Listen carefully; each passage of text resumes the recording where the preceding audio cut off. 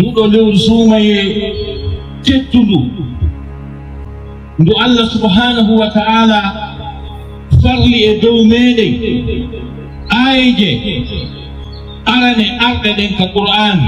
ɗeno yewta en fii nduɗo lewru soumaye telemma sengo ka farlugol wono ayje ɗen arɗen noon ko sottu bagara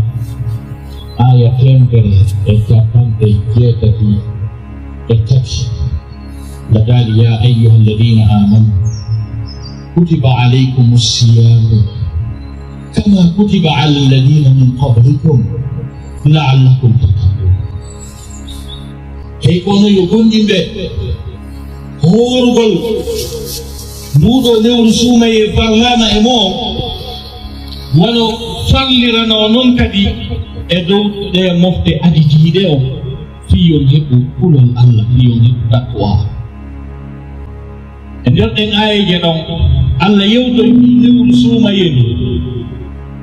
Allah daari shahru ramadan الذي أنزل فيه القرآن هدى للناس وبينات من الهدى والفرقان لذلك دو ليول soumaye ndu Allahu lanɗo subhanahu wa ta'ala tippini e muɗum e mayru nde o alqur'anare o hollugol e wondema ɗuttu aduna on ko fof makko jam aduna on ko fof makko moƴƴere aduna on ko fof makko ko ma ko wiyete la ilaha illallah muhammadur rasulullah ko ɗum ɗaɓɓite ha yiide jokke ka ɗum majji wo hara jam yahi ko ɗum no waɗi sagal nde nde ɗo deftere tippotono tippagol nde ɗo deftere ardi e neleede rasul sallllahu alayhi wa sallam saga ka fewndi tan no aduna on ɗon ɓayi kaɗo diina l'islam ko benmeɗen adama adi ardude e makka adama yankoɓen ardude kaɗo diina ko saga Allah subhanahu wa ta'ala tagayno ɓiɗɗo adama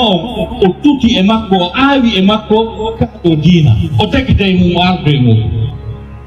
ko ɗo wasi qur'ana wi fitrat allahi allati fatara annasa alayha Allah daali fa aqim wajhaka lidini hanifan fitrat allahi allati fatara annasa alayha la tabdila li khalqillah Allah daali ñinnu yeeso ma ngo ñinnu hoore ma an one ɗo ƴettu haqqille e tamma on e jinduru ma ndum e ɓeyguli ma ɗin e ɓiɗɗe maɗa ɓen e golle maɗa ɗen nangina kaadi nangi ka dina wonu e nder ka wonu e nder kafir dina fa aqim wajhaka lid-dini hanif fitrat allahi allati fatara an-nasa alayha la tabdila li khalqillah لذلك كأو ولدين الله كان كالله لن أنتك يمبئ إمود إن أواوا تسانسو تأكنا جنون ودوا استنلا الله سلام ماكي نقول كونغول أم كلمة فكرة أكتو أم آية كالقرآن نلا نماكي لوني حديث ماكي بماكي كل مولود يولد على الفطرة بماكي جبنان دكالا جبنان دكالا بوب جبنان هاي ستاوي كو نيني ألمان بابا ألمان nene on tigi ko alman do baba on tigi ko alman do bobon ko nyande ko jibina ko juldo jibina si nene woni zamayke baba woni zamayke nyande bobon ko jibina haray ko juldo jibina bamaki kullu mawludin yuladu ala al-fitra bamaki ko bemma ko nene makko e bemma ko wattata mo al-yahuda ma wattamo annasara ma wattamo majus kono ko julɗo jibina ko julɗo haray jibina joni noon be meɗen adama alayhi salam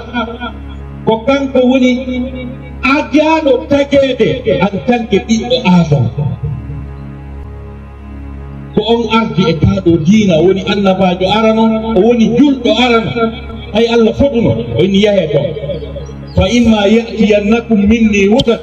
faman tabi'a hudaya fala khawfun alayhim wala hum yahzanun tippe ley to wa qulna ihbitu minha jami'a kono noon aroyey arde e mum ɓayle ma aroya immorde an min peewa kala jokkuɗo ngal peewa ko ɗum woni la ilaha illallah rasulullah ɗumi naynande wahay o e annabaku ndu taƴodirani ha hewti fewndo annabi isa alayhi salam ɓay hewti fewndo annabi isa ɓay annabi isa ƴentinama naɓama ka kammu ha gasi wontuno ɗon duuɓi temeɗɗe jeego 6 siècle annabi ala pendant 6 siècle duuɓi temeɗɗe jeego ko wiyete annabi ɗon ala ɓay noon annabi muti diina muti la ilaha illallah muti yimɓe ɓe woni e sonja woni e heege woni e waridir woni e ɗittede ɓe makude e hoore maɓɓe ka leydi ha jinnaji ɗin e hoore mum jinna e ƴoyre mum e ƴoƴere mum gite jinna maapi ha wi ɗum ɗo na jamni ɗum kono en tampi en sondike ɗi waddi jogidirde ha dow ga jento heɓa gonga hum goɗɗum ɓeyde ɗon fenade 99 fiyo heɓuno wuurira par ce que satti hanɗi jokki ɗum ɗum ɗon kadi Allah buroki kadi toñi few o immini malaikaji o jonni ɗi jooli yiite ka kammu dow to siɗi ari malaikaji ɗi mbiya ɓe sunnaɓe jinna wi on solution ɗon kadi o boni en ganda jonna gara ay Allah gaali wa anna lamasna samaa fa wajadnaha muli'at harsan shadidan wa suhuba وأنا كنا نقعد منها مقاعد للسمع فمن يستمع الآن يجد له شهابا إذا هذه دائما نجوا إنه دوغان نارسي أفرو يفوي من يوم هنكو يجوا عن كتولوتي ميجيتر نن كتولوتي نيكو إندينو كتولوتي تاو يوتو هندا كان توكا دي بوني وهذا نقول كو الإسلام وني سوليسيون كون fewndo tawno o muti few woni duuɓi temeɗɗe jeego honno jama on soldon on say jinna calcule ha wi awa ko adna on fewndiɗo ko gotel e piiji ɗiɗi wa anna la nadiri asharrun urida biman fi l ardi am arada bihim rabbuhum rashad ɓe wi ha ɗumuraade ɗo ko imma hara Allah faalama lannude aduna o wara kala ko woni gaa mahara o faalama addude ɓuttu o faalama addude jam o faalama addude peewa hawrodiri peewal ngal ko on say qur'ana on tippi ko ɗum woni peewal ngal solution heɓi jama o ɓuttini jama o woni e jam joni noon ko on sayi ɓay nde ari nde arde e science nde arde e bien-être nde arde e ɓuttu nde arde e teddungal nde arde e jonnitugol haqqe ko ɗum ɗon aya o wi hudan linnasi wa bayinatin min al huda wal furqan joni no musidɓe julɓe tedduɓe kamɗo diina ka Allah otti en e ka fewndani adna on hande e geeruji e warindiro e añidiro e haasodiral e sattede e crise économique e dendanangal none tampereji ɗi fof ayno solution o ko l'islam onon ɓe julɓe ɓe Allah subahana wa taala artiki argol e ɗe leyɗe yimɓe ɓeeɗo leyɗe werni on jonni on ka wono jonni on ko ñaamo ñawdi on o yoɓaali on tampafi courant on tampafi on tampafi ñaamete holleɓe kaadino holleɓe o jikku moƴƴo holleɓe ndenetare holleɓe ngal teddungal holleɓe o ɓurtu ɓay l'islamu ko ɓurtu l'islamu ko teddungal l'islamu ko jam nelaɗo meɗen Muhammad sallallahu alaihi wa sallam ko nelaɗo fewndo on sey haɗi addan fof no tampi Quraysiyankoɓe yimɓe makka ɓen haɗi ala yimɓe rondiɓe tana rondi jere rondi waɗi nde o ha hewti ay yimɓe rondiɓe yiidi banu asad banu namir ɓiɓɓe buufoji ɓiɓɓe hay yimɓe ɓen ko yimɓe gere jon noon ko ɗum waɗi kanko ɓay waɗi o addi e kadira o jogidiri Quraysiyankoɓe kala wonnoɓe haɓude welditi kala ayrunoɗo wontinere goto kala beelaɗo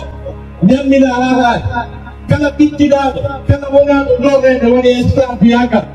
ɓurke kanko rasul sa sallam waɗi ini ɗum ɗo yo tete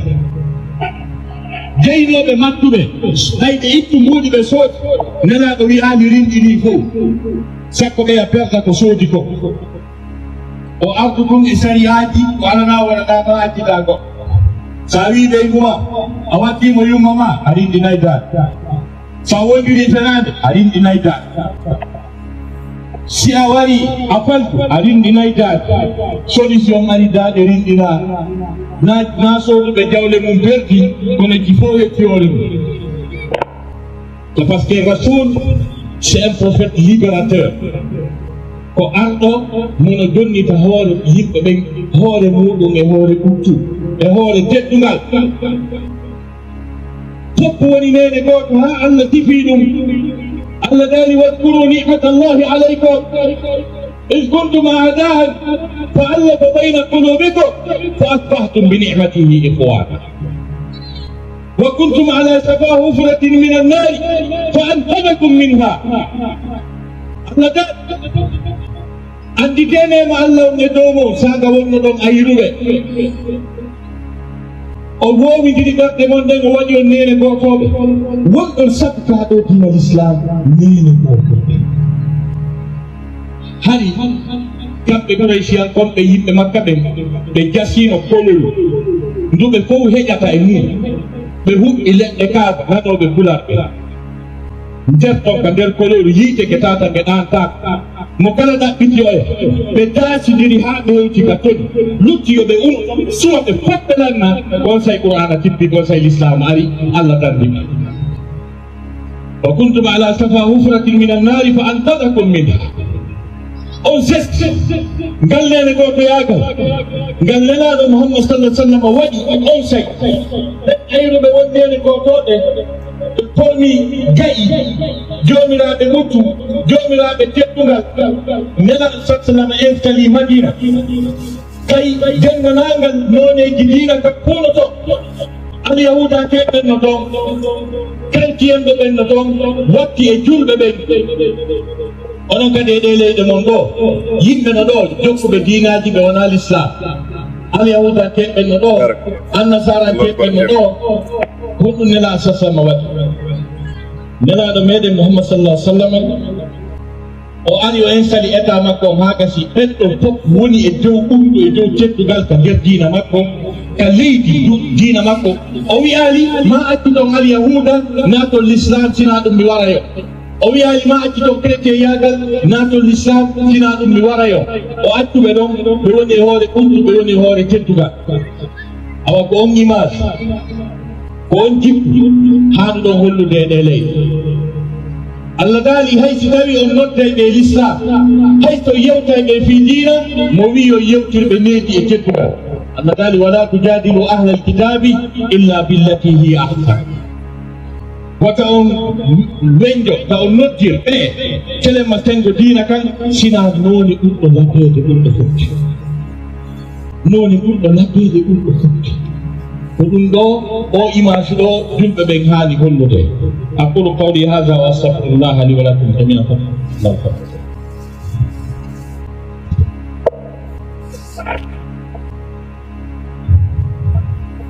alhamdulillahi ala ni'mati al-islam wa kafa biha min ni'ma ɗum ko nelaɗo waɗi ɗo manti aduna o ha heɓoraɓe seeditani nelaɗo wona lamarti wiyete lamarti ko fan siigo windowo écrivain Oh oui, si la grandeur d'un homme, c'est bien sûr parce qu'il a pu faire pour l'humanité en peu de temps. Oh oui, je me demanderai qui sera comparable au prophète des Arabes. Oh oui, était kari ko sakata kari ko gorko. Si tawi ɗum ko firi koko nafi adna Allah on kon fof e nder duuɓi no gaytati o wi ko hombo eɓɓodirta e annabaɓe fulɓe ɓe. George Bernard Shaw, un célèbre philosophe anglais, o wi dendanagal guereji wonɗi wadde e nder adna Allah o fof womo anduno neɗɗo goto si onno ɗo o ɓuttinayno adna on fof gere acca ha mo waɗɗini tasde o gaynalimo yarta adna on fof ɓutta ɓeyni hombo o wi annabaɓe fulɓe ɓe. l'islam ko diina ɓuttu, ko diina yurmede. Ndaɗe goɗɗo no naadira aljanna fii himo yurmini baneeru o yurmini o naata aljanna julɗo o ɗoɗɗa haa ɗonka kam fana ko waɗa o ari o yii konoɗum o tippi ley to o yari haa o ɗonɗiti o ƴawi o tawi baneeru no jinda takko ɗon o anni ɗum ɗo kadi ɗonɗa o tippoti e bokkuwal makko ngal o ƴooti ndiyam o ɓannani baneeru ɗum yari Allah windimo aljanna. Diina yurminka baneeru kan diina naaka diina ɓuttu ko diina ɓuttuno goɗɗo naati yiide piimo lorni ñaariiru ñaamanimo maafe makko goɗɗum o ari o tawi ñaariiru ndu ñaami o ɗaɓɓitindu haa wiidu o haɓɓindu haa gasi o accindu ɗon ndu maayi heege Allah windimo yiide. Kaɗo diina ko diina ɓuttu ko diina neere gooto yaagal ko ɗum wasiɗen noddindira faade e yiɗugol ka en heɓata ɓuri ka enen wonɓe ɗeɗo leyɗe yetten Allah subhanahu wa taala heɓe moƴƴereji ɗin ɗiɗiɗo en heɓi ɓuran en heɓi ndiyan en heɓi ñamede en heɓi ko laaɓe en heɓi ɓuttu en rewi Allah en naati aljanna kadi kadi en accali ɓiɓɓe men ɓen fuuto en hollen mbaadi laɓaandi wonande ɓe yimɓe ɓe wonduɗen ɓe wonɗen ka mumɗen ɓe joggira diina kam sabu jikku men on sabu comportement men on hollen image laɓaaɗo leyɗe ka yimɓen fof. Ñande goo mi tawama Amérique New York te mi ɗani ɗo waɗugol conférence ɗum ɗa juulede nde 166 ɗon avenue kadi américain jo no waɗde campagne fiyo wonu maire ɗon on o ali ɗon ɗen o yini o julɓe ɓen bootamo ɓayni gayni wadde bayano mi jonnimo konngol o yini o yi onon ɗo wo onon taw sikku ko on sala kala fiimon no wonede ka maison blanche fiimon wo sabu ɗo o zone ɗo hani goɗɗo taƴitata ɗo arɗo o ware on anndi New York e tango hani waɗi ndewngol no ɗuuɗi vers les années 90 ñande o fayda yimɓe men ɓe suuway goɗɗo on anndi hakke makko prise waɗi New York on ko ɗuwanno soya Charles Bronson tourne oya filmakol o justicier de New York ngol laawol hingol ɗon so gari ɓe hollayankol ka tourno film on ko ɗon soono kala yimɓe waɗeteno ɓe wi maison blanche on kanki tawi takko ɗon on fof gere acci yennidiro acci walidiro acci ɓe jooɗi ɓe gonɗum waɗi ɗum ɓe yini julɓe no ari ɗon iwnuɓe gile jeeyaɓe leñol kaariwol ɗon no waagade ɗon no janduɓe ɗon ɓe yini ko ɗum waɗi ɓurtu on ɗo on américain jo woldu wonɗo laɓɓude laaɓi waɗɗan sigo yimɓe ɓe ganda fimon dey yalli sifa ɗum ɗo eske sifa ɗum ɗo jonnata image laɓɓaɗo leydi ndi pays on e nder leydi e nder Amérique o dali o wi ɗum tan o yeedime ɗum o yini ɗum ɗo bimana ɓuttinayi o honno ko ɗum ɗo waɗi si on ɓutti awa l'islam o ko ɓuttu l'islam o ko teddugal l'islam o ko jikku moƴƴo ko ɗum ɗo woni ko yamirani ko ɗum ɗo woni ko l'islam o noddi e muɗum abono ko chaîne Oustaz Taibo ɗo fi kala conférence waɗaɗo ya hendomo wona ko sati a waɗira suguno kollunku woni waɗirde ɗo ni ko sengol le vidéo ɗo ko spécial fi bayana Oustaz Taibo tun waɗeteɗo siɗa faala bayanaji maɓɓe ɗin fo ko ɗo tun abonoto.